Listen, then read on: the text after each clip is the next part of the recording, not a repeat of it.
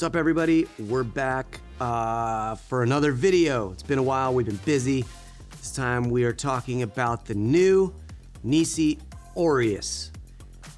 I kind of want to call them the Nisi Aureus instead because they're all black and white and chock full of good stuff in the middle.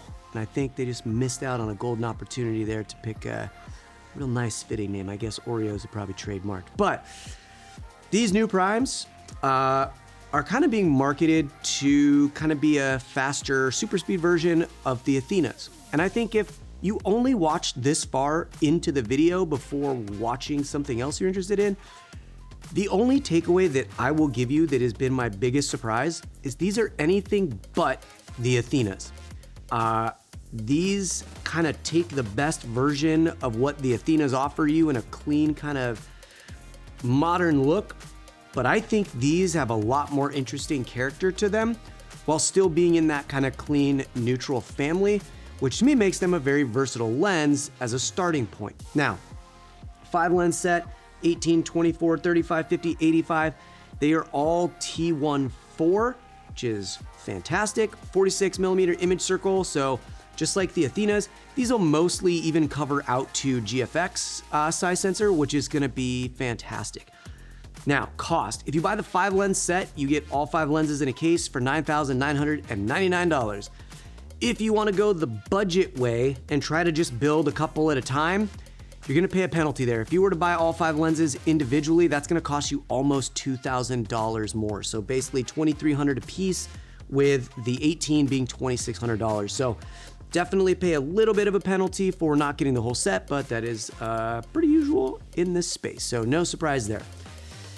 These are all going to be 90 millimeter outer diameter. So great, because these are definitely smaller than the competition with the Arles. They are more compact for sure. And they give you this little step-up adapter for every lens to get to 95 if you want to go there. They are going to be 86 millimeter filter thread option here. So if you do want to run a jet mag system or something like that, I do believe there is an 86 millimeter option for that. Or if you want to do screw-ons or whatnot, you still can.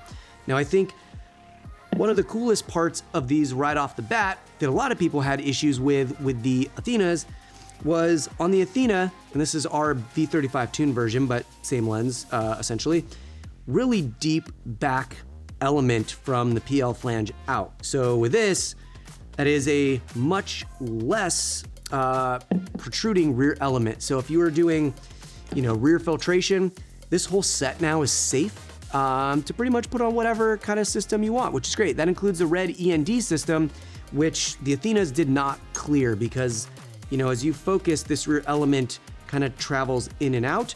So, at Infinity, this is where it was furthest back, and sometimes you'd have problems on the red systems with those kind of hitting as they protruded. So, mechanics, definitely an upgrade over the Athenas. They feel way more robust, way more solid. Hard stops feel way more chunky and robust. Iris travel, in my opinion, is way more dampened, which I like. I don't like to accidentally, if I'm pulling by hand, bump my iris and it just floats away from me. I really like that was an upgrade. Also, each one of these has a removable rear clear filter, but these will have some new options in the back to do some filtration on the back without messing with your focus marks by putting filters on the back. So the fact that it comes with a clear to start really gives you some options for doing some fun filtration in the back. 300-degree focus rotation. It is a real cinema lens. It is a really great evolution of the Athena, and it doesn't make the Athena irrelevant. It is still, if you want the Athena, it's cheaper, slower, and has a little bit more of a clean look. If you really want to step things up, this is a set that really puts you into some, you could get away on a lot of pro sets with this set. I hear they're also expanding this to 8 lenses like the Athenas, but with different focal lengths. So there I think will be a 29, 65, and I believe a 105 coming out, which is a great 8 focal lengths to start with. Now the look. When you talk about the Athenas, it just felt very clean and neutral. Exactly what you'd expect from a modern lens. Creamy bokeh, kind of a harsher fall off from what's in focus to out of focus. Round bokeh across the focus plane. Not so much texture, sharp, crisp. As you stop down, it gets real sharp. Modern coatings that don't have a whole lot of flair. A lot of that has changed on the Aureus, and seeing them at NAB in the way that it was set up there, even playing with them on the floor, it just kind of felt like an Athena, but a faster version of it. And I'm pretty pleasantly surprised to see, after coming in here and testing them back to back in the more robust testing scenario, you can see just how vast that difference really is.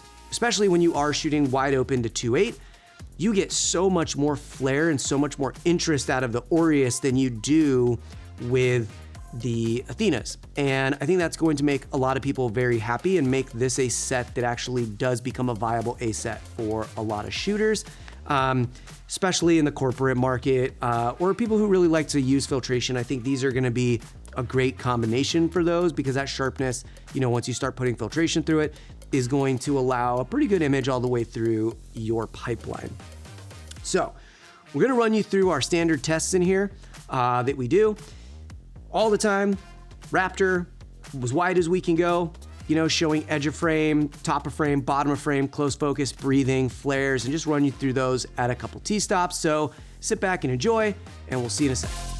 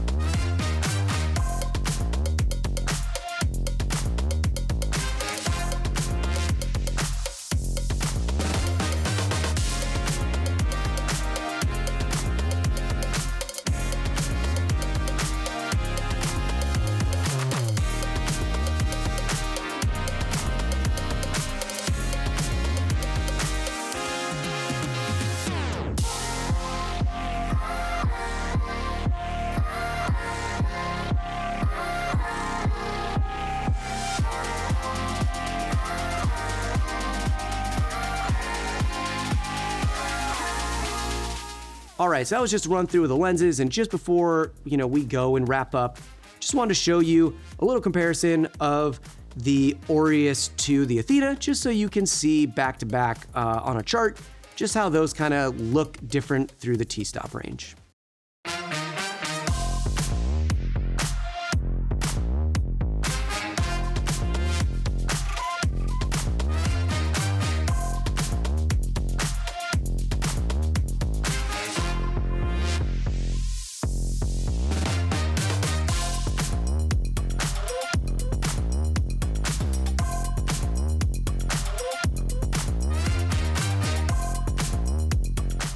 All right, we're back. Really, to wrap this up, I only really have one con with these lenses. And I don't know if it's an anomaly, but it's with the 24, and it almost seems that the way the elements are funneling light, you do get almost a little reflection back off the sensor that lights up the backside of the iris blades, and you can kind of see the illuminated iris blades in the reflection as you're shooting. It's only on this one focal length and not on the others, but it's really the only downside that I see with this set. If you're somebody looking for a really good, versatile set of lenses, personally, I fall into this category, like with the work I do here in Seattle, that's a lot of corporate stuff. This, I've got a lot of option with, plus or minus, whether that's in post or in camera with filtration, at a decent price point with a good amount of focal length selections that I know is expanding, at a price point that is, in my opinion, fairly affordable for what you get. So that is the Nisi Aureus set. I really enjoy what Nisi's doing with their stuff, and it's great to see them evolving and taking, customer feedback so seriously and improving their products, at a rate that kind of keeps them current in the market. And I really like to see that. So kudos to Nisi, and love this set. If you're in the Northwest, come by, take a peek. We're also doing a tuning on these very shortly, so stay tuned for that with V35 Project. That's it. We're out of here. Thanks for watching. We'll catch you on the next one.